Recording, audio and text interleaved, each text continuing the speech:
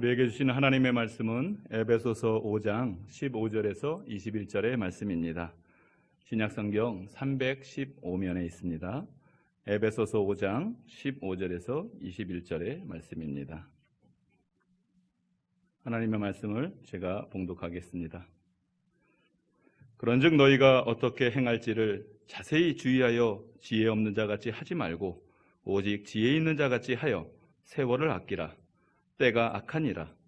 그러므로 어리석은 자가 되지 말고 오직 주의 뜻이 무엇인가 이해하라. 술 취하지 말라. 이는 방탕한 것이니 오직 성령으로 충만함을 받으라. 시와 찬송과 신령한 노래들로 서로 화답하며 너희의 마음으로 주께 노래하며 찬송하며 범사에 우리 주 예수 그리스도의 이름으로 항상 아버지 하나님께 감사하며 그리스도를 경외함으로 피차 복종하라. 아멘. 오래간만에 오후 찬양 예배를 드립니다.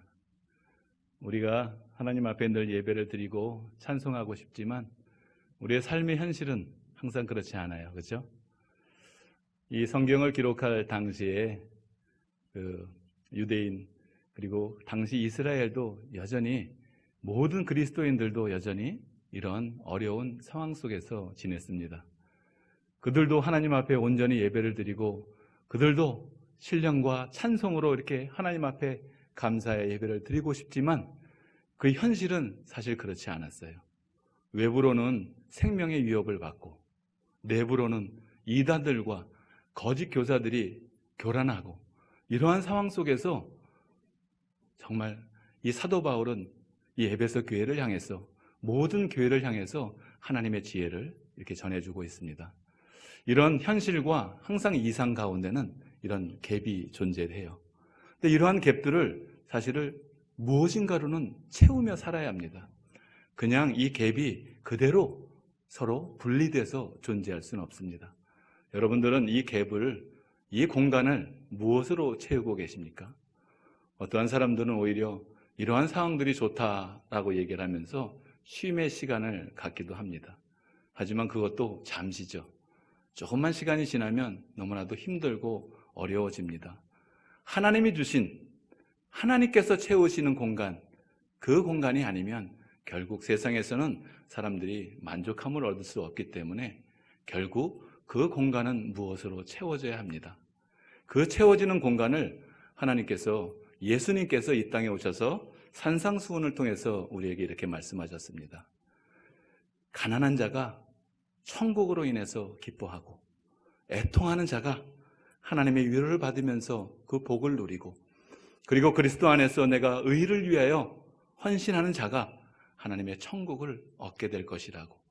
비록 현실이 우리의 삶을 힘들게 하고 현실이 우리가 하나님 앞에 나아가는 그 길을 막는다 하더라도 오늘 산상수훈에 예수님이 말씀하신 것처럼 비록 우리가 가난하고 애통하고 힘들어하는 상황 가운데서도 주님이 주신 천국으로 말미암아 기쁨을 누린다면 무엇이 큰 문제가 되겠습니까?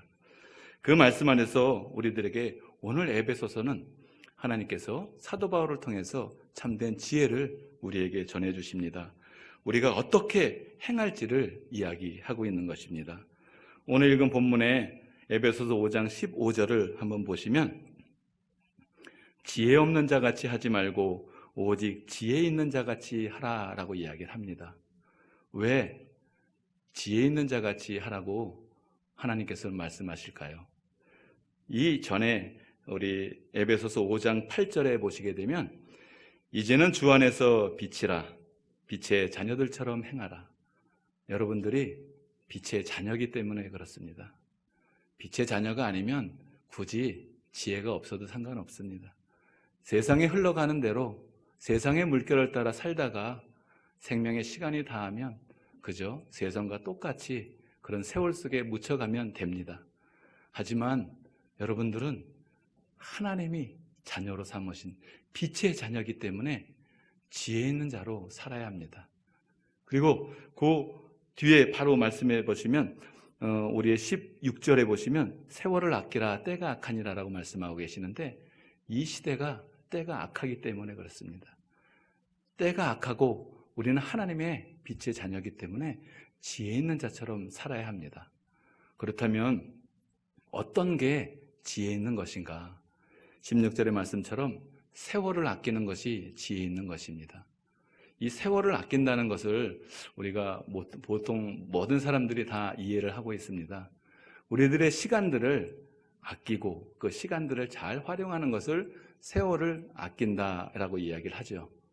그런데 이 세월을 아끼라라는 이야기는 그리스도를 믿지 않는 사람이나 그리스도를 믿는 사람이나 똑같이 적용되는 말이라고 한다면 굳이 여기에 표현하지 않았을 겁니다. 그런데 하나님께서 사도 바울을 통해서 세월을 아끼라라는 말씀을 주실 때는 특별한 의미가 있습니다. 여기서 아끼라라는 말씀, 이 헬라어 엑사고라조는 건져 올리다, 들어 올리다, 그리고 속량하다. 우리 주님께서 십자가의 죽으심으로 말미암아 우리를 속량하신 것처럼 속량하다라는 의미를 가지고 있습니다. 그러니까 우리 인생의 시간, 그 시간 동안 무엇인가를 속량하고 무엇인가를 거둬들이는 그 삶을 살라라는 것입니다. 그렇다면 우리 인생의 시간에 어떻게 무엇을 건져 올리고 속량하는 것인지 하나님께서 우리에게 말씀하시는데 바로 17절의 말씀입니다. 너희는 어리석은 자가 되지 말고 오직 주의 뜻이 무엇인가 이해하라, 이렇게 이야기를 합니다. 결국 주의 뜻을 아는 자가 바로 세월을 아끼며 살 수 있다는 것이고, 주의 뜻을 아는 자가 세월을 낚는, 세월을 속량하는 그러한 삶을 살아가게 된다는 것입니다. 그렇다면 이 주의 뜻은 과연 무엇일까요? 결국 우리가 주의 뜻을 아는 것이 중요하지 않습니까? 그래 주의 뜻을 따라서 살아가는 것이 바로 우리의 생명의 시간을 가장 귀하게 사용하는 것이기 때문입니다. 이 주의 뜻에 대해서는 제가 조금 이따 잠시 살펴보고, 그러면 이 주의 뜻을 우리가 어떻게 알 수 있는가? 우리 18절에 보시면 술 취하지 말라 이는 방탕한 것이니 오직 성령으로 충만함을 받으라 라고 이야기를 합니다. 결국 주의 뜻을 분별하기 위해서는 성령의 충만함을 받아야 된다는 것입니다. 성령의 충만함을 받게 되면 19절, 20절, 21절의 말씀처럼 시와 찬송과 신령한 노래로 서로 화답하며 주께 노래하고 찬송하며 범사에 감사하고, 그리고 그리스도 안에서 서로 경외함으로 피차 복종하고, 그리고 소급해서 올라가면 주의 뜻을 분별하고 세월을 아끼는 삶을 살아가고 지혜 있는 자처럼 살게 된다고 오늘 이야기를 하는 것입니다.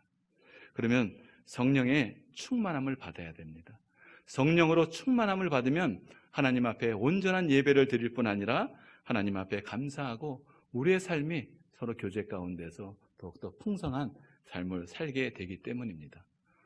그런데 성령으로 충만함을 받는다라는 것은 무엇을 의미하는 걸까요? 성령을 내가 충만함에 받고 싶다고 해서 성령이 충만하게 받쳐지는 겁니까? 하나님, 오늘 저녁 때 집에 교회에 와서 하나님 나에게 성령을 충만하게 주십시오. 간절히 간구하면, 1시간 동안 간구하면, 2시간 동안 간구하면 그만큼 우리가 성령에 충만하게 됩니까? 여러분들은 어떠세요? 나는 그래도 1시간 기도했더니 성령을 좀 이렇게 많이 받은 것 같아. 난 10분밖에 기도를 못했더니 오늘은 성령을 조금밖에 못 받았어. 이런 분이 있습니까?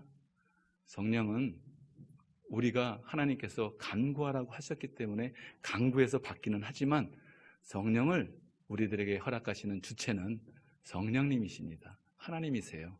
하나님께서 우리에게 성령을 그분의 뜻대로 우리에게 주어집니다. 그렇다면 본문은 왜 성령으로 충만함을 받으라 라고 이야기를 할까요? 성령으로 충만함을 받을 수 있는 틀림없이 방법이 있기 때문에 그렇지 않을까요? 그래서 오늘 읽은 말씀 에베소서 5장 15절에서 18절의 말씀을 자세히 보시면 성령으로 충만함을 받으라 그러면서 시와 찬송과 신령한 노래로 화답하고 주께 노래하고 찬송하며 감사하는 그런 내용들이 나옵니다. 이 말씀과 아주 동일한 말씀이 골로새서 3장 16절에서 17절의 말씀에 나옵니다. 골로새서 3장 16절에 17절의 말씀을 보시면 그리스도의 말씀이 너희 속에 풍성히 거하며 모든 지혜로 피차 가르치며 권면하고 시와 찬송과 신령한 노래를 부르며 감사하는 마음으로 하나님을 찬양하고 무엇을 하든지 말에나 일에나 다 주 예수의 이름으로 하고 그를 힘입어 하나님 아버지께 감사하라. 이 내용을 보시면 좀 전에 읽었던 에베소서와 골로새서의 내용이 완전히 동일한 것을 볼 수 있어요.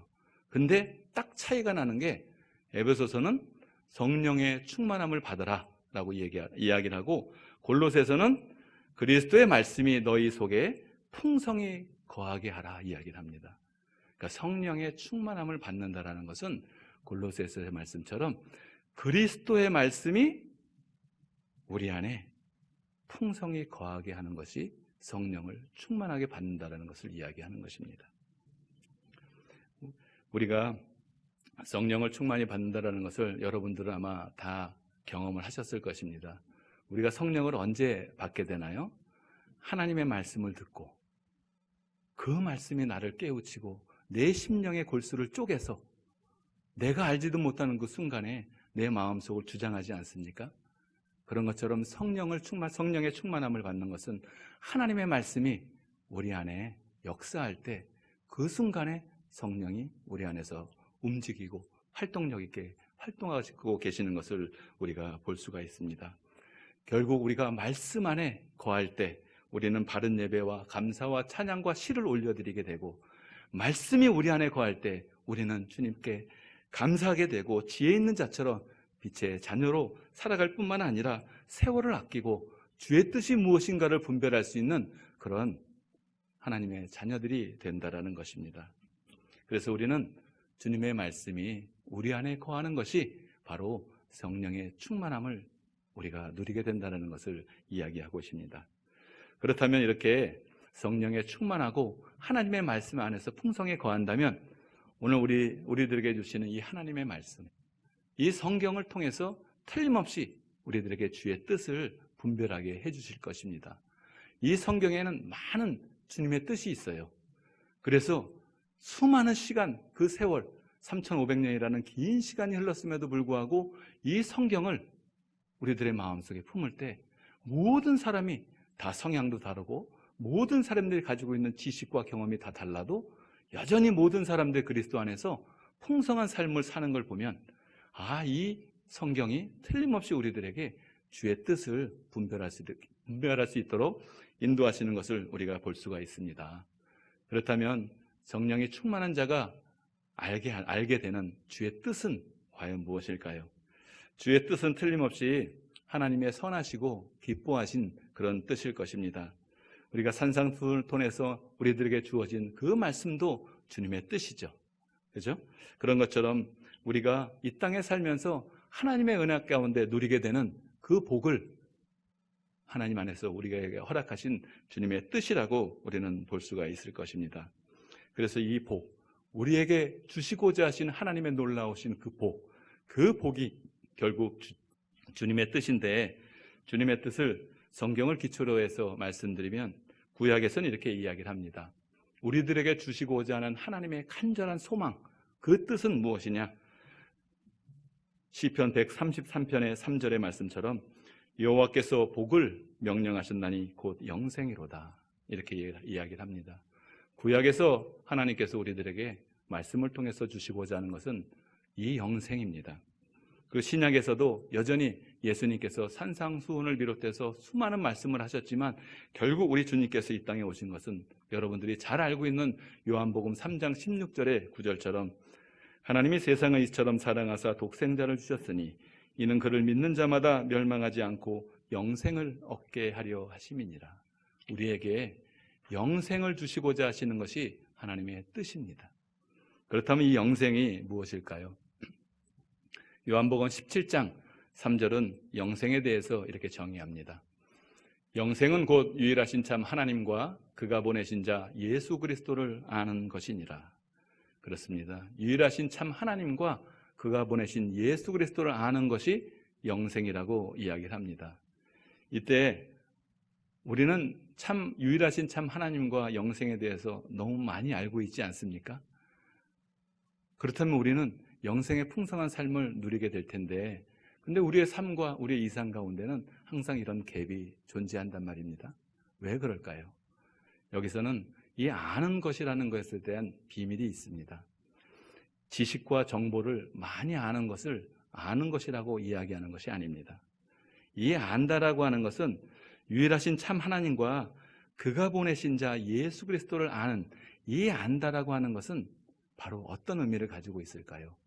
아마 이 세상에서 유일하신 참 하나님과 그가 보내신 예수 그리스도를 가장 잘 아는 존재가 있습니다. 그 존재가 어떤 존재일까요? 그렇죠? 여러분들도 다 아시겠죠? 마귀가 제일 잘 압니다. 마귀는 하나님, 우리 사람들이 예수님이 오셨을 때 예수님을 인지하지도 못할 때 이미 마귀는 알고 있었어요. 그런 것처럼 사도행전 19장에 예수 그리스도의 이름으로 귀신을 쫓는 것을 보고 그 마술하는 유대인들이 막 따라했었습니다. 그때 유대의 그 제사장 스게아와 그 7 아들이 이를 행하려 하다가 마귀한테 한번 혼이 났어요. 마귀한테 어떤 얘기를 듣냐면 마귀가 대답하여 이르되 내가 예수도 알고 바울도 알거니와 너희는 누구냐? 이렇게 이야기를 하면서 마귀는 유일하신 참 하나님과 그가 보내신 예수 그리스도를 너무나도 잘 알고 있는 사람들이 그런 존재입니다. 하지만 그가 마귀가 영생을 누린다 이런 얘기는 우리가 못 들어봤을 것입니다. 그런 것처럼 단순하게 지식과 정보를 우리가 많이 가지고 있다고 해서 그것이 아는 것이 아닙니다. 정말 그러면 안다라고 하는 것이 무엇일까요? 그 안다라고 하는 것은 요한복음 17장에 너무나도 자세히 이야기하고 있습니다.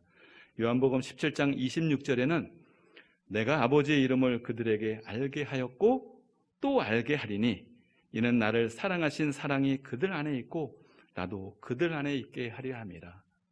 무슨 이야기입니까? 아버지와 그의 아들 예수 그리스도가 우리 안에, 하나님과 예수 그리스도와 성령님이 서로 각자 그 안에 존재하신 삼위일체인 것처럼 우리도 하나님 안에 거하게 한다는 것이 바로 알게 하시고자 하는 목적일 뿐만 아니라 아는 것을 이야기하는 것입니다. 또 요한복음 17장 21절에는 이렇게 이야기합니다. 아버지여 아버지께서 내 안에 내가 아버지 안에 있는 것 같이 그들도 다 하나가 되어 우리 안에 있게 하사 세상으로 아버지께서 나를 보내신 것을 알게 하옵소서. 이처럼 아버지와 아들과 내가 온전히 하나가 되는 그 연합, 그것이 바로 아는 것입니다. 여러분들은 이 참된 연합을 누리고 계십니까? 이 연합은, 이 영생은 하나님께서 창세전부터 계획하신 주의 뜻입니다. 에베소서 1장 4절은 곧 창세전에 그리스도 안에서 우리를 택하사 우리로 사랑 안에서 그 안에 거룩하고 흠이 없게 하신다라고 말씀하고 계십니다. 우리에게 주어지려고 하는 하나님의 그 뜻은 바로 이 영생입니다. 근데 이 영생을 아는 것은 단순한 지식과 정보가 아니라 온전한 하나됨, 온전한 연합을 이야기하는 것입니다. 이 영생에 거할 때 모든 사람들은 하나님 앞에 감사와 찬양과 바른 예배와 바른 시와 찬미로 주님께 올려드릴 뿐만 아니라 정말 중요한 거짓 교사, 거짓 정보들을 우리가 분별할 수 있는 그 분별력을 갖게 됩니다. 그래서 바로 주의 뜻을 따라 살아가며 생명을 낳는 그런 세월을 아끼는 그런 복된 삶을 살아가게 된다는 것입니다. 그런 영생을 누린 자가 그리스도 안에서 참된 연합을 가진 자는 산상수훈에서 우리 주님께서 말씀하신 그 말씀처럼 비록 우리의 현실이 비록 코로나가 아무리 우리를 위협하고 우리의 현실이 가난하고 힘들고 어려워도 주님께서 이미 우리들에게 약속하신 천국을 누리며 주의 뜻을 따라서 그의 위로를 받으며 하나님 안에서 이 땅의 의와 희락과 평강을 살아가게 되는 그런 하나님의 자녀들이 된다는 것입니다. 여러분은 이 영생을 누리고 계십니까? 아멘입니까? 그래요. 이미 여러분들이 이 영생의 그 복을 지금 내가 잘 누리지 못한다, 잘 모르겠다 한다 하더라도 걱정하지 마시기 바랍니다. 이미 하나님께서는 창세 전에 여러분들을 하나님의 자녀로 택하셔서 여러분들에게 생명의 씨앗인 이 하나님의 말씀을 여러분들에게 주셨기 때문에 이 자리에 나와 있는 그 자체가 바로 하나님의 뜻을 아는 자이고 하나님의 영생을 누리게 되는 자이기 때문입니다. 하지만 주님께서는 우리에게 풍성히 누리길 원하십니다. 우리가 온전한 이 영생을 누리기 위해서는 성령으로 충만함을 받아야 되는데 결국 하나님의 말씀이 우리 안에 풍성히 거하게 하는 것을 주님께서 말씀하고 계십니다. 우리가 말씀 안에서 풍성히 거하게 하기 위해서는 우리가 어떻게 해야 될까요? 주님의 말씀을 읽고 듣고 지키는 자가 되어야 됩니다. 주님의 말씀을 읽고 듣고 지키는 자는 복이 있다. 요한계시록 1장에 주님께서 선언하듯이 말씀하고 계십니다. 그리고 시편 1편 1절에서 2절의 말씀처럼 복 있는 사람은 악인들의 꾀를 따르지 아니하며 죄인들의 길에 서지 아니하며 오만한 자들의 자리에 앉지 아니하고 오직 여호와의 율법을 즐거워하며 그의 율법을 주야로 묵상하는도다. 그렇습니다. 오직 하나님의 말씀 여호와의 율법을 즐거워하며 그의 율법을 묵상하는 자들이 성령의 충만함을 받은 자이고 성령의 충만함을 받은 자들이 주의 뜻을 온전히 분별하여 주를 찬양하고 감사하며 하나님을 경외하고 서로 복종하고 그리고 세월을 아끼며 생명을 낳고 복음으로 생명을 살아가는 그런 사람들이 된다는 것입니다. 사랑하는 성도 여러분, 하나님의 말씀을 즐거워하시고 하나님의 말씀을 주야로 묵상하시기 바랍니다. 그것이 바로 성령님께서 여러분들 안에 거해서 여러분들을 더욱더 풍성한 삶으로 인도하실 것이라고 말씀하고 계십니다. 시편 119편 105절은 우리가 잘 알고 있는 말씀입니다. 주의 말씀은 내 발의 등이요 내 길의 빛이니이다. 그렇습니다. 이 말씀이 우리들의 생명이 되어서 성령의 충만한 삶으로 영생을 누리며 살아가는 주의 복된 원통 모든 성도들이 되길 주님의 이름으로 축복합니다. 기도하겠습니다.